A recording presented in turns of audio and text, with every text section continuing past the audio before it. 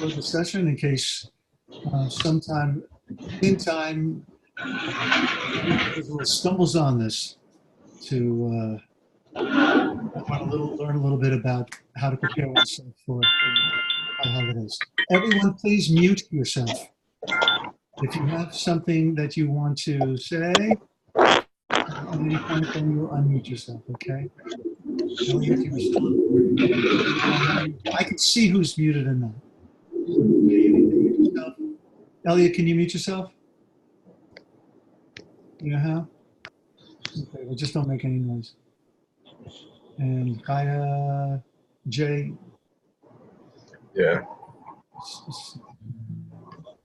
All righty, my friends.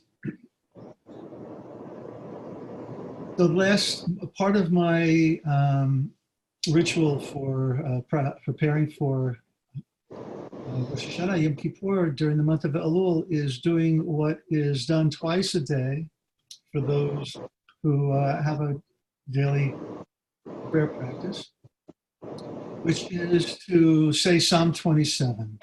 Ruth Hoffman, welcome. Psalm 27 is said twice a day from the beginning of Elul.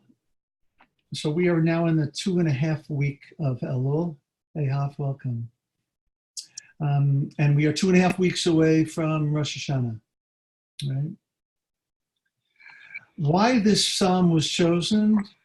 Well, maybe we'll get some kind of inkling into it as we delve into it.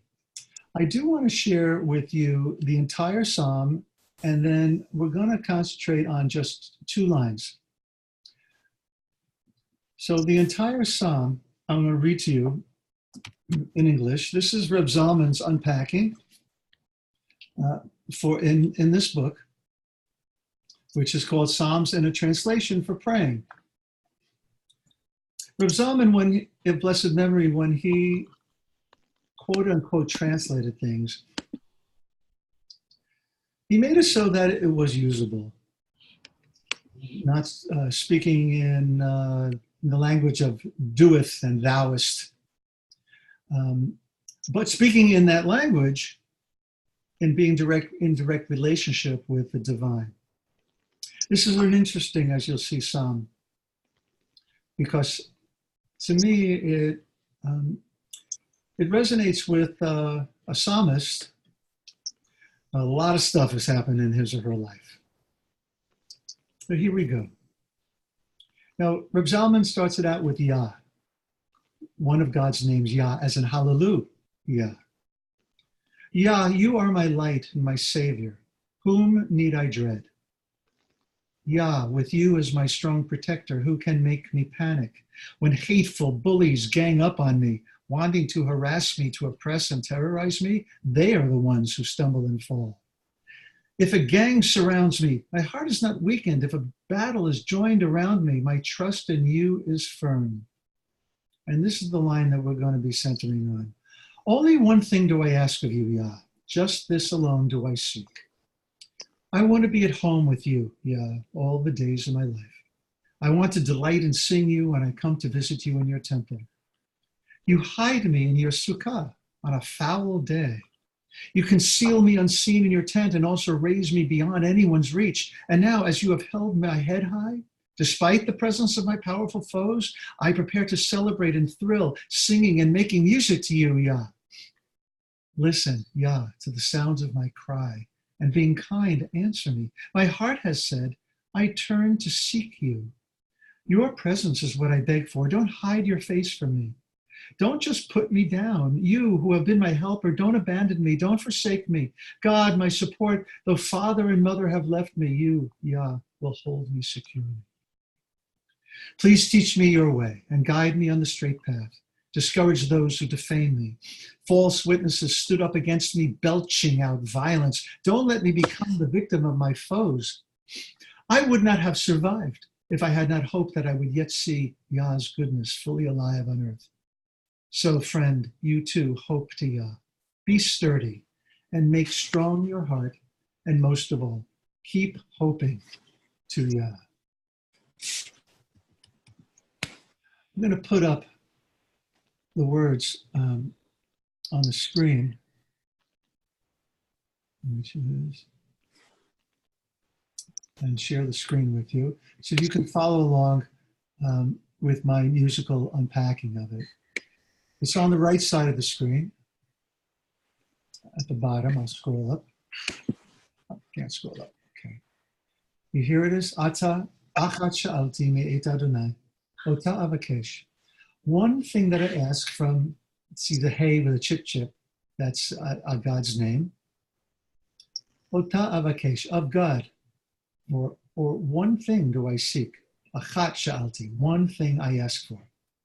Shifti b'veit Adonai kol yemei chayai, to sit, literally, in God's house all the days of my life. And that's where the music is going to stop, but it continues here. Lachazot b'noam Adonai ulevaker b'hechalo, to gaze upon God's beauty and to visit, see, to frequent God's temple. But it can also mean to visit or to frequent this intensely holy place. Okay? So as you know, me, I'm coming at this from a place of contemplation. And as an invitation to sit, Shifti b'veit Adonai, to sit in God's presence, which is everywhere.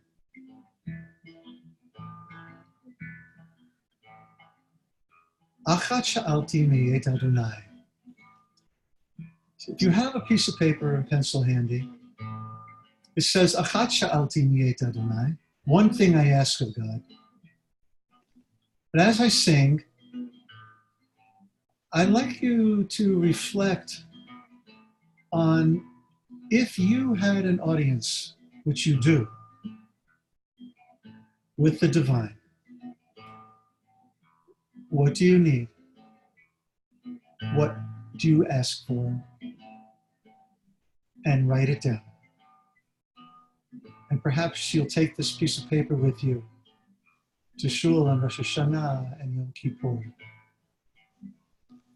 So take the opportunity perhaps to close your eyes while I'm singing and be bathed in the music. And as something arises for you as that one thing, and there might be another one thing, write it down and then return to eyes closed if that helps you to center and be present. Achat sha'alti heit Adonai, ota avakesh. Achat sha'alti heit Adonai, ota avakesh. Shifti b'veit Adonai kol yemei chayai. Shifti b'veit Adonai kol yemei chayai. Shifti b'veit Adonai kol yemei chayai. Shifti b'veit Adonai kol yemei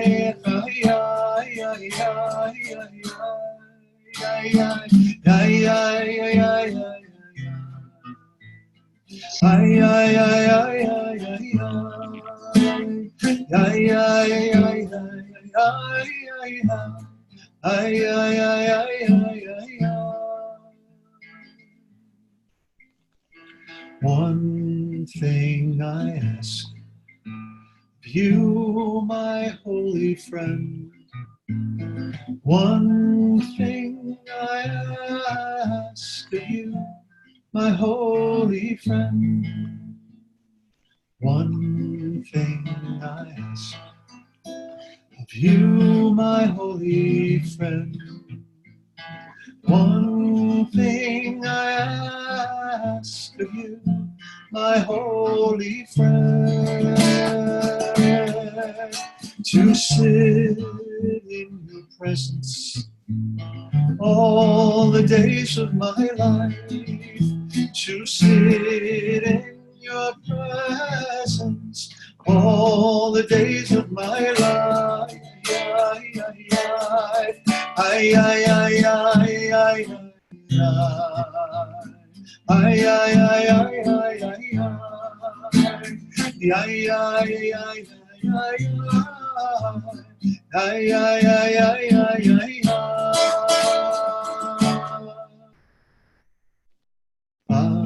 אחת שאלתי,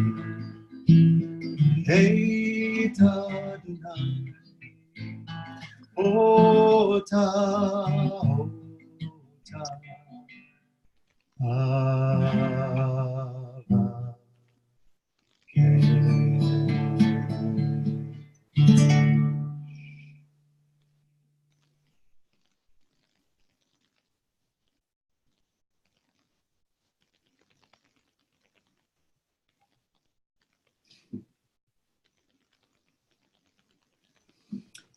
If there's anyone who'd like to share something that you wrote down, please unmute yourself and do so. Not required.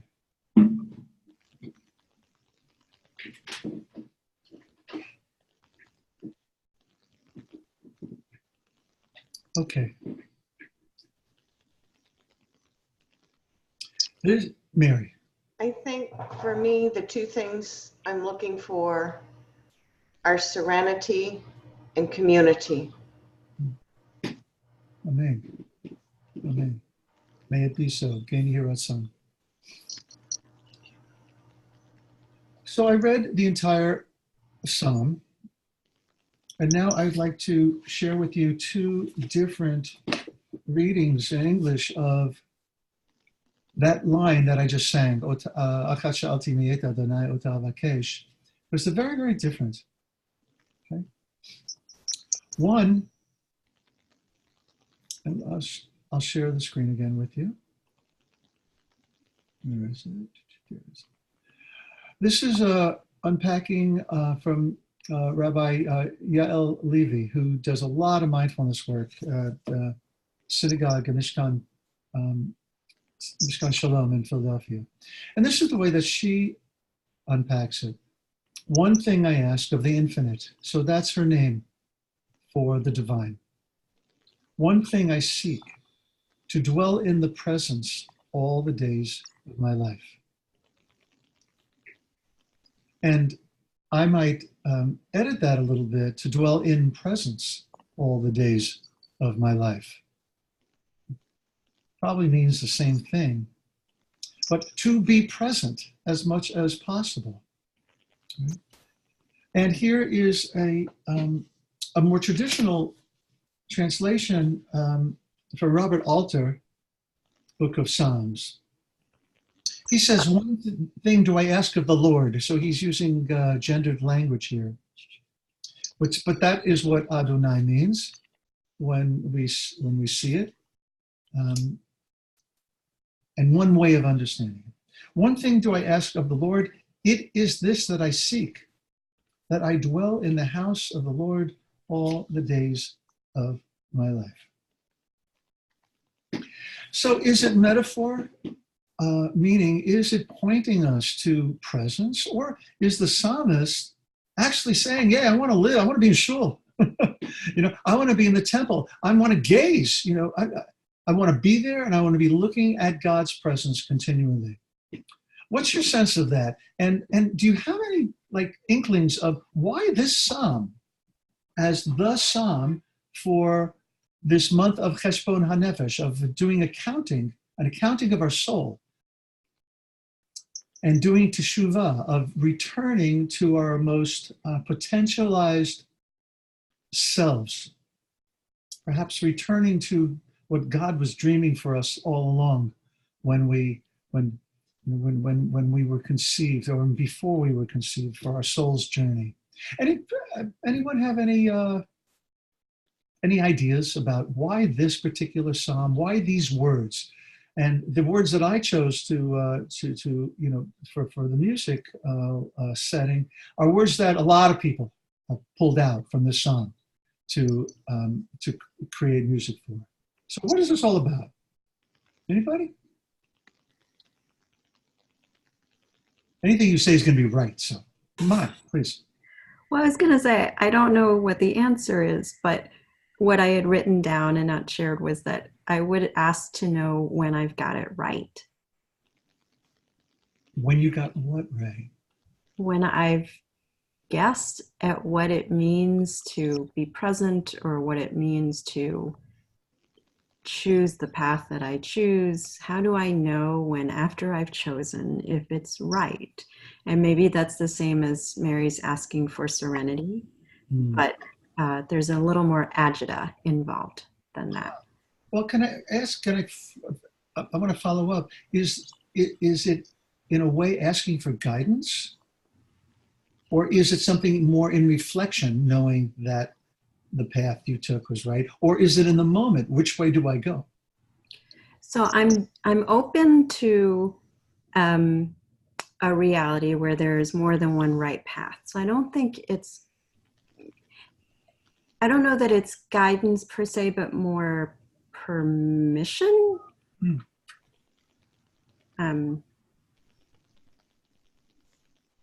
That's as close as I can come to it. That's great. Thank you. Thank you. If I see you about to say something. You're muted. I'm muted. What I was taken by is the question of asking permission of who, because it seems to me that there's nobody stopping you from sitting in the presence except yourself. So in a way, I was kind of thinking, you're not asking for permission to do it, you're asking yourself, why can't I just do it?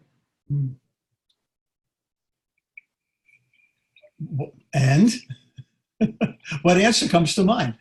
There's no reason why I can't. I don't need permission from anybody except myself to do that. So I'm in control. I don't have to be worried about asking anybody. I can just do what I feel I want to do in the sense of self-control. Can I not? Actually, I had a related but different take.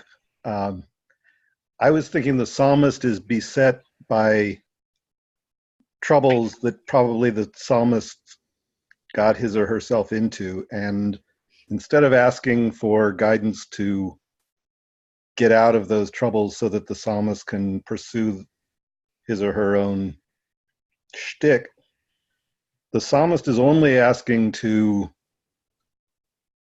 be able to be in the presence, to be in the house for the rest of the psalmist's life, which is asking for guidance from a source other than the self, not for the ego's fulfillment, but to be able to be present. So that was my take on it. That's a great segue, Elliot. Thank you. So this morning in Chavruta, we were studying this psalm and found a mind-blowing piece of Hasidic text that translated or understood Ota avakesh instead of one thing I seek, because Ota could also mean could mean of her. Now, who is she in this text? She is the Shekhinah, right? The indwelling presence of the divine. All righty? Stay with me on this. So as you know, or may know, according to the master Lurianic myth, the Shekhinah and HaKadosh Baruch Hu are living in exile from each other, right? That what we call God, right? And Shekhinah is the dwelling, which, the play on words, Shekhinah is a neighborhood. So I'd say God is in the neighborhood, right? But Shekhinah is the female expression of the divine. HaKadosh Baruch Hu is the male expression of the divine. And in Jewish mystical thought, we do a mitzvah, the Shem Yichud, Kucha Baruchu Shechinte. We do a mitzvah, which is an attaching, something that we do in order to bring these two forces back together, right? In order for the Godhead to be one again. In order for there to be Yichud, right? Like Adonai Echad, for there to be truly Yichud. That's why we do mitzvot. So the teaching was that it's for the Shekhinah that we need to do a mitzvah. At the same time, we need to be careful of asking for only for ourselves, for the ego, right? For what we need. That both things have to be at work. That what we need in the greater vision of repairing of tikkun olam. And that's what tikkun olam is all about. It's not necessarily about doing good deeds, but about, in the mystical sense, of bringing the Shekhinah and Kodesh Baruch Hu back together for a final date, a kiss, right? A kiss of the beloved. So in terms of asking permission from ourselves, from God, whatever action we take eventually needs to be overarching for unity's sake. If we do it only for ourselves, right? If I am only for myself, what am I? Hillel said, right? Ematai. So there's a part of this psalm that I didn't even know existed an interpretation like this until this morning. That we have to be aware of one thing, and it is that of repairing the world. Now, whatever you wrote down, that is what you need to work on. That's your one thing. Now, it's interesting in the psalm, it says, one thing I ask, and then it goes on to list several things. All right? So maybe it's talking about in this moment, or the one thing, or maybe the one thing I'm asking is to be the vessel through which the world is repaired. And through the myriad of ways in which I do that, it should be for myself, it should be for you, meaning others, and it should be in the end for the Shekhinah. So you probably never heard that before, that idea.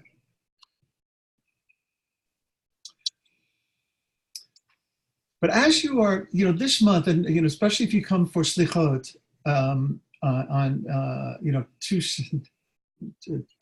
week from this Saturday night. Oh my gosh, High Holidays is coming. If you come to we're going to do some work, like that, like we've done in the past, so that you come away with with a written notes that you'll take to shul. And on Yom Kippur, it'll be part of your vidui, part of your confessional. Very personal, right? Things you need to work on. Now, on the overarching theme of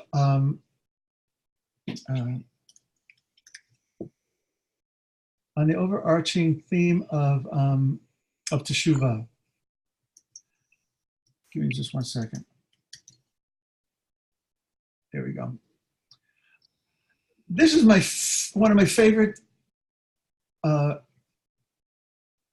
poems, teachings, I'm not sure what to call it, that I go to in Elul. It's called Autobiography in 5 Chapters by Portia Nelson. How many of you have ever seen this before? Okay, I'm going to read it. Autobiography in 5 Chapters, Portia Nelson. Remember, we're talking about Teshuvah here. and not making the same mistakes as we did last year, the year before, somehow breaking the patterns, somehow being present in God's presence. So we recognize that, there we go, there I go again, falling back into my default. Chapter 1, I walk down the street. There's a deep hole in the sidewalk. I fall in. I am lost. I am hopeless. It isn't my fault. It takes forever to find a way out. Chapter 2, I walk down the same street. There's a deep hole in the sidewalk. I pretend I don't see it. I fall in again. I can't believe I'm in the same place, but it isn't my fault.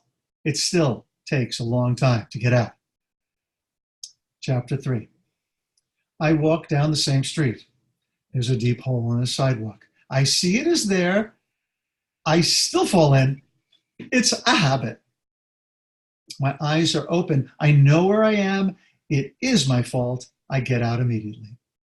Chapter 4, I walk down the same street. There is a deep hole in the sidewalk. I walk around it. And chapter 5, I walk down another street.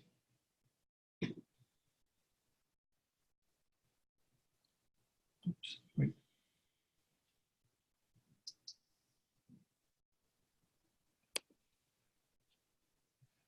Embedded in there, for me, is the work of Elul, and it's the work of Teshuvah. The work, of course, that comes with asking for forgiveness of others and oneself and from the divine.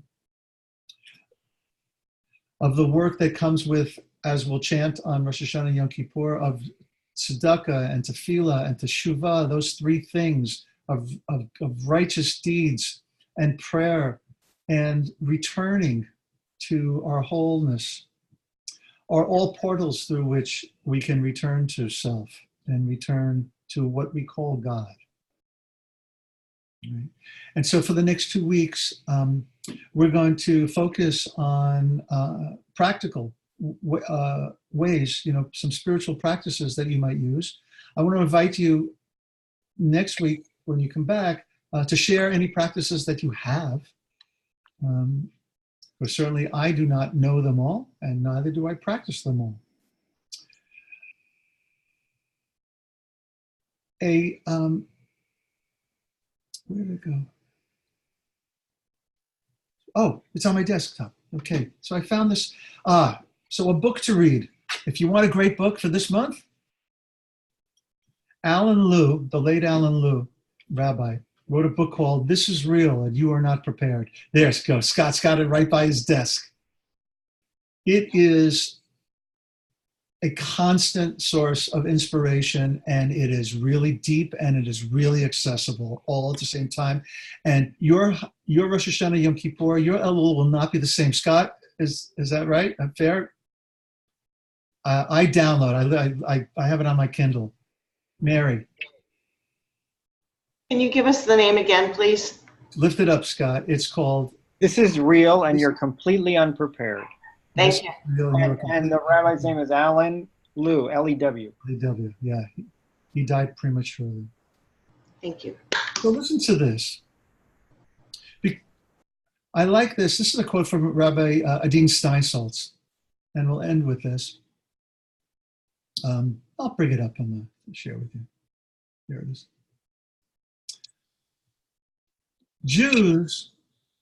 Jewish thought pays little attention to inner tranquility and peace of mind. The feeling of, behold, I've arrived, could well undermine the capacity to continue. Suggesting as it does that the infinite can be reached in a finite number of steps. In fact, the very concept of the divine as infinite implies an activity that is endless, of which one must never grow weary. At every rung of the ascent, the penitent, like any person who follows the way of God, perceives mainly the remoteness. Only in looking back can one obtain some idea of the distance already covered, of the degree of progress. Repentance does not bring a sense of serenity or of completion, but stimulates a reaching out in further effort. I'm going to read that last sentence again, because that could be your mantra for the rest of Elul. It's not getting to a place. It's the understanding that it's just a process that continues all the time. Repentance does not bring a sense of security or of completion, but stimulates a reaching out in further effort. And one last quote. And this actually, I think I found too in Alan Liu's book. Dr. Dan Gilbert from Harvard University says in his TED Talk, human beings are works in progress that mistakenly think they're finished.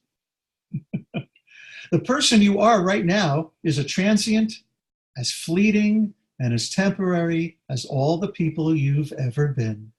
The one constant in our life is change. And so, how to arrive and leave and then come back and then leave and come back over and over and over again is the work of Achat Sha'alti Mi'et Adonai, to live in the presence of the divine according to the Psalm. And I think is our challenge for this month, and to take that into Rosh Hashanah, Yom Kippur with us. I don't want to end the session just by saying goodbye. Anyone have any questions or just a quick comment that you'd like to make? If not, I thank you all. I feel truly blessed by all your presence. I never know if anybody's going to show up. So it's always delightful to see, faces that, the regulars, and then, others among us too on occasion. Feel free, the next two Wednesday nights, they're all standalone. You don't have to have been here tonight. Invite anybody to come for the half hour. We're going to be doing, as I said, some more work on preparation and ways to practical ideas that might help us going into Rosh Hashanah Yom Kippur. So I'll end here with the nigun part of the melody. By the way, if you like, write to me. And I have finally begun the process of recording my music, of which it is a lot, in such a way that I feel proud and that I can share it with people. And so I finished, this was the first song that I did because it is Elul, and I wanted to share with my colleagues who might be in the position of using it. But if you would like to be on that list too, to receive this song, that's a little more of a studio version of it. And if you want to be on the list of other songs that I'm going to be sending out on occasion as I complete them, please let me know.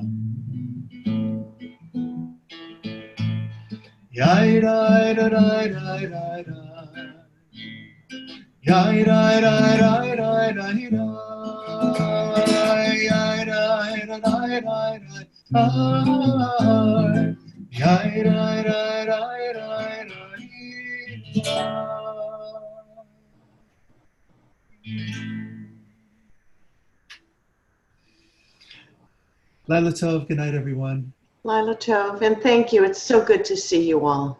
Yeah. Good to see you, Mary.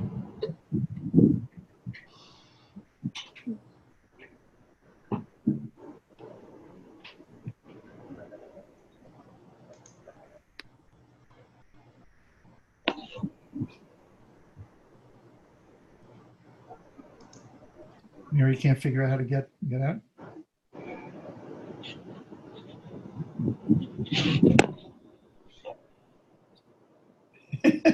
Judy, you're half hour late. I just got home and I wanted to get online with you. Okay, well, we're